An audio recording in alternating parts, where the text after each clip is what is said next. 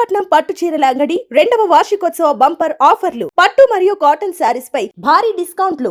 Iran Israel యుద్ధంలో ఇప్పుడు కీలక మలుపు చోటు చేసుకుంది. ఈ యొక్క యుద్ధంలో చైనా ఎంట్రీ చేసింది. దీంతో ఇప్పుడు మూడవ ప్రపంచ యుద్ధం మొదలు కాబోతుందా అనేటువంటి ఒక ప్రశ్న తలెత్తింది. ఇప్పటికే ఇరాన్కు మద్దతుగా రష్యా అధ్యక్షుడు పుతిన్ మాట్లాడినటువంటి మాటలను మనం చూసాం. ఇప్పుడు నేరుగా చైనా కూడా రంగంలోకి దిగుతుంది. దీంతో ఇరాన్ ఇజ్రాయెల్ యుద్ధం పశ్చిమాసియాలో అగ్నికి ఆజ్యం పోసేలా మారింది. దీంతో ఇది ఒక మూడో ప్రపంచ యుద్ధానికి దారితీసేటువంటి పరిస్థితి ఇప్పుడు కనిపిస్తుంది. మిడిల్ ఈస్ట్ ఇప్పుడు ఒక అగ్నిగుండంలో మారింది. నిన్నటి వరకు అమెరికా ఇజ్రాయెల్ కలిసి ఇరాన్ పైన చేస్తున్న యుద్ధంలో ఇప్పుడు అగ్రరాజ్యాల మధ్య ప్రత్యక్ష పోరుకు దారితీస్తుంది.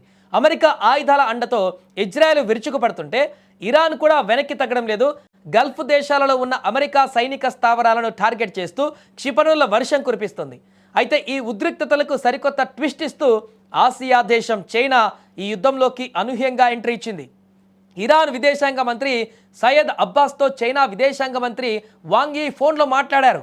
ఈ సంభాషణ ఇప్పుడు ప్రపంచ దేశాలను ఉలిక్కిపడేలా చేసింది. ఇరాన్కు తాము అండగా ఉంటామని, ఆ దేశాన్ని కాపాడుకుంటామని చైనా స్పష్టమైనటువంటి హామీ ఇచ్చింది.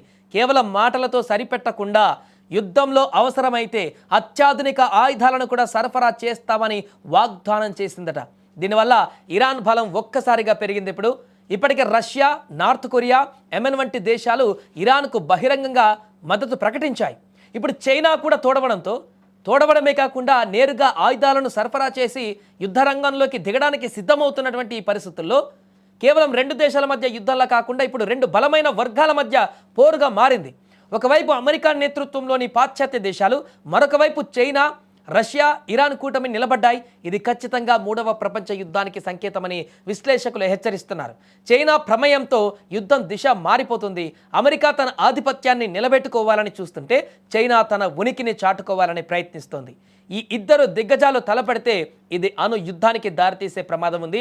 గల్ఫ్ ప్రాంతంలో చమురు నిల్వలు ఉండడంతో ఈ యుద్ధం వల్ల ప్రపంచ ఆర్థిక వ్యవస్థ కుప్పకూలేటువంటి అవకాశం ఉంది. ప్రతి దేశం ఏదో ఒక వైపు నిలబడాల్సిన పరిస్థితి వస్తుంది. మొత్తానికి చైనా ఎంట్రీతో గల్ఫ్ యుద్ధం ఇప్పుడు గ్లోబల్ వార్గా మారుతుందా అనేటువంటి సంకేతాలు కనిపిస్తున్నాయి. దీంతో ప్రపంచ దేశాలన్నీ కూడా ఈ యొక్క వరుసగా జరుగుతున్నటువంటి సంఘటనలతో తీవ్ర ఆందోళనకు గురవుతున్నాయి. ఎందుకంటే ఇది గనక మూడో ప్రపంచ యుద్ధానికి నాంది పలికితే ఆ తర్వాత జరిగేటువంటి పరిణామాలు ప్రపంచంలో ఉన్నటువంటి అన్ని దేశాలు కూడా అనుభవించాల్సిన పరిస్థితి వస్తుంది. కాబట్టి ప్రతి దేశం కూడా ఇప్పుడు తీవ్ర ఆందోళనకు గురవుతుంది. త్వరగా ఈ యొక్క యుద్ధ వాతావరణం శాంతించాలంటూ కూడా చర్చలతో, లేకుంటే యుద్ధం ఆపేసి ఇదొక కంక్లూజన్కి రావాలంటూ కూడా శాంతికాముకంగా ఉన్నటువంటి దేశాలు ఇప్పుడు ఆరాటపడుతున్నాయి.